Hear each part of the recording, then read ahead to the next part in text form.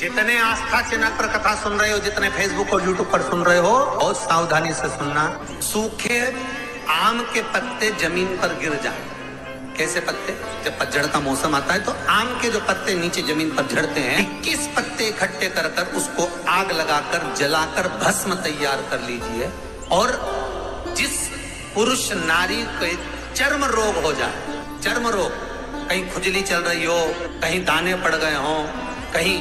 चमड़ी सफेद लाल काली पीली जैसी पड़ गई हो, कहीं दाग हो रहे हो, चर्म रोग, कहीं खुजाल चल रही हो, तो शिव महापुराण की कथा का ये संवाद याद रखिए। लिंगपुर आम के पल्लव को जो वर दिया गया, तो आम के 21 पत्ते इकट्ठे कर उसको आग लगाकर उसकी भस्म तैयार कर शंकर भगवान के शिवलिंग पर शाम के समय प्रदोष काल में चढ़ा दीजिए वो भस्म। और उस भस्म को उठाकर लेकर आ जाओ, डब्बी में भर लो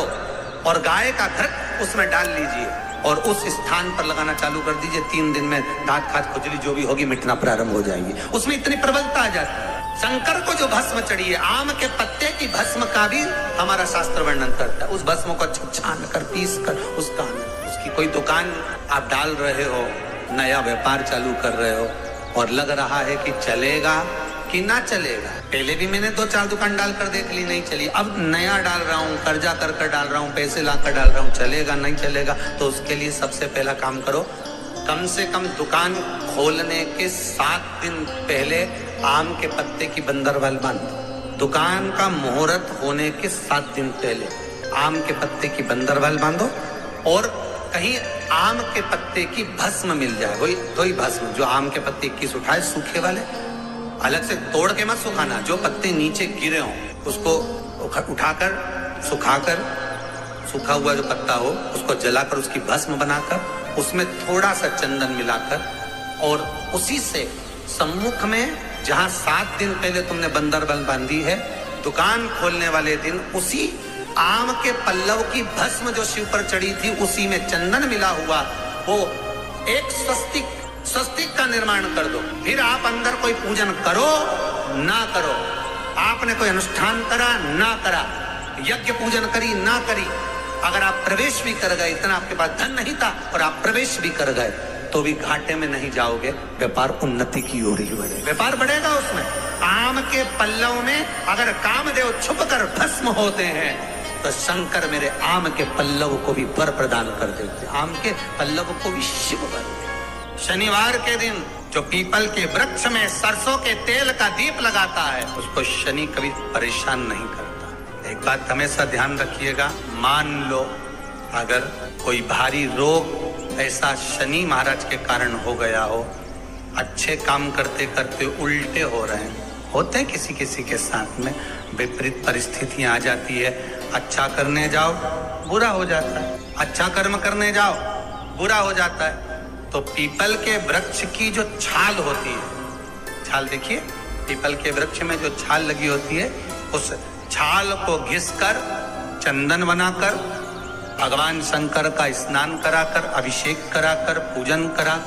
पूजन कराने के बाद में पिपलेश्वर महादेव का नाम लेकर, कौन से महादेव? पिपलेश्वर महादेव का नाम लेकर वो जो घिसी हुई छाल होती है उस छाल का तिलक भगवान शंकर को लगा लो और उसी का थोड़ा सा भाग अपने कंठ पर, मस्तक पर लगाना प्रारंभ कर दो। धीरे धीरे जो विपरीत दशा है वो सुधरना प्रारंभ हो जाती है। पर नाम याद रखना, पिपलेश्वर महादेव। बेलपत्री के वृक्ष के नीचे जौ के आटे का चौमुखी दिया, सरसों का तेल डालकर, उसमें काली तिल डालकर, उसमें एक सफेद फूल डालकर, बेलपत्री के वृक्ष के नीचे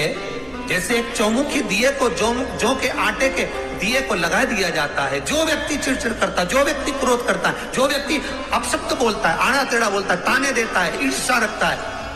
घर में चिड़चिड़ करे, पूरे घर को अस्त व्यस्त कर रखा, उस व्यक्ति का नाम और गोत्र बोलकर मात्र एक दिया लगा दिया जाए, व्यक्ति अपशब्द कहना बंद कर देता है, उसका प्रेम प्रबल हो जाता है, उसकी ईर्ष्या समाप्त हो जाती है, उसकी नफरत समाप्त हो जाती है। हम आपसे बार बार कहते हैं ना, कई बार आपको कहा कि आपके यहाँ अगर धन की कमी पड़ रही है, पैसा नहीं आ रहा, व्यापार नहीं चल रहा, दुकान नहीं चल रही, धंधा नहीं चल रहा, नौकरी नहीं लग रही, सर्विस नहीं लग रही, तो हमने बार बार आपको कहा है, एक दिया बेलपत्री के पेड़ के नीचे लगाओ घी का और एक दिया शंकर के मंदिर की चौखट पर लगाकर, बार बार आपको कहा, उस पर विश्वास रखकर लगाओगे, सुख मिलेगा, आनंद की अनुभूति होगी। शास्त्र कहता है कि जिसके घर में संपदा की कमी हो, पैसा आ ही नहीं रहा हो, सब दूर उलझ गया हो, बहुत टेंशन चल रहा हो, गन्ने का रस जानते हो, ईख का रस, गन्ने का रस तुलसी जी के क्यारे में हाथ में लेकर 7 बार अपना नाम और गोत्र बोलकर छोड़ दो, जिंदगी में 3 साल में तो करोड़पति बनकर बैठ जाओगे, कभी लक्ष्मी की कमी नहीं आ सकती। माताओं से, मेरे भाइयों से, लाखों करोड़ों लोग शिव महापुराण की कथा यो आस्था चैनल पर और फेसबुक यूट्यूब पर सुन रहे हैं, उनसे भी कहूँगा, अगर लक्ष्मी नहीं आ रही, संपदा नहीं आ रही, व्यापार नहीं चल रहा, तकलीफ बहुत ज्यादा हो रही है, कष्ट पर कष्ट बढ़ रहा है, कोई अच्छा कर्म हो ही नहीं रहा, पीते से नाम पर छोटा सा सफेद वस्त्र ले लो, उस वस्त्र में 108 चावल के दाने रख लीजिए, एक सफेद पुष्प की पत्ती या पुष्प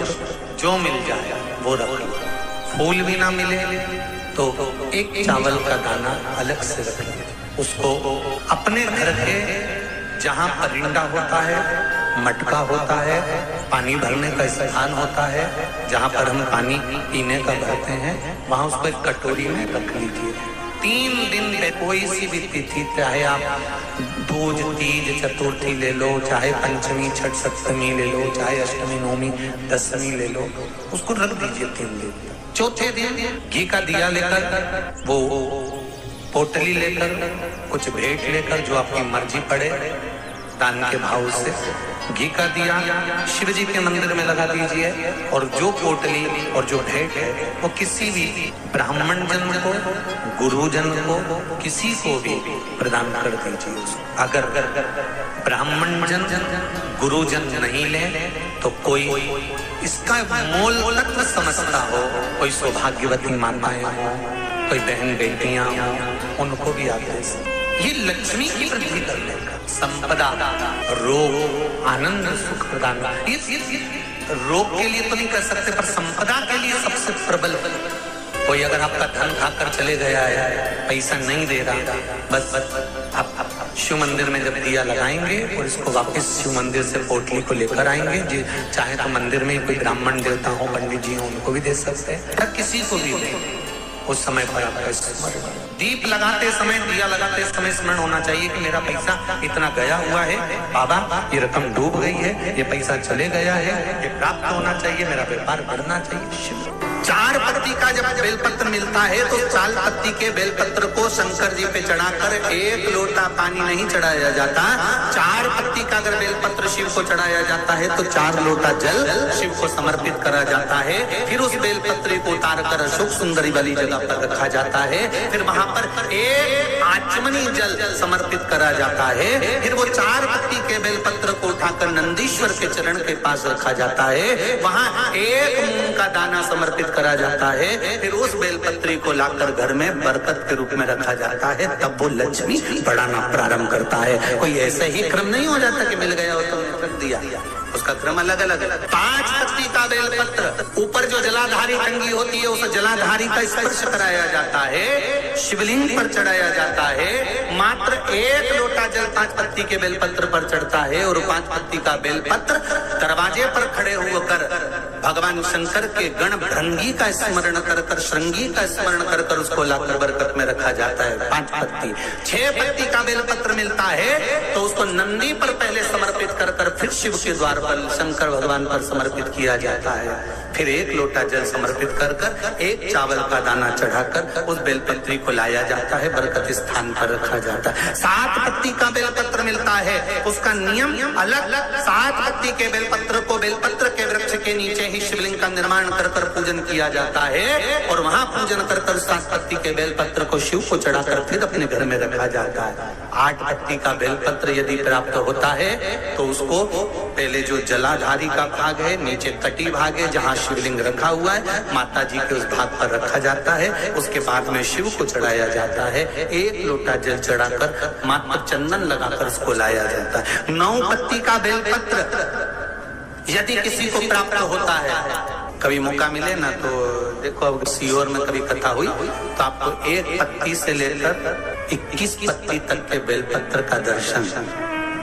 3 पत्ती वाले वृक्ष से ही जो पत्तियां प्रकट हुई हैं, 1 से लेकर 21 के पत्ती के दर्शन आपको सीहोर जब कथा रहेगी कभी तो ऑनलाइन कथा में हम खुद व्यासपीठ से दर्शन कराएंगे कि इतने पत्ती तक के भी बेलपत्र का दर्शन होता है। श्री शिवाय नमस्तुभ्यम, सब बोलिए एक बार जमकर, श्री शिवाय नमस्तुभ्यम। प्रैक्टिकल जरूर करना, कहीं सीहोर वाला महाराज झूठ तो नहीं बोल रहा। शास्त्रों की बातें हमारे जीवन में हमें सुख प्रदान करें, इसलिए इस भाव का आनंद करते हुए आज की कथा को विराम देते हैं।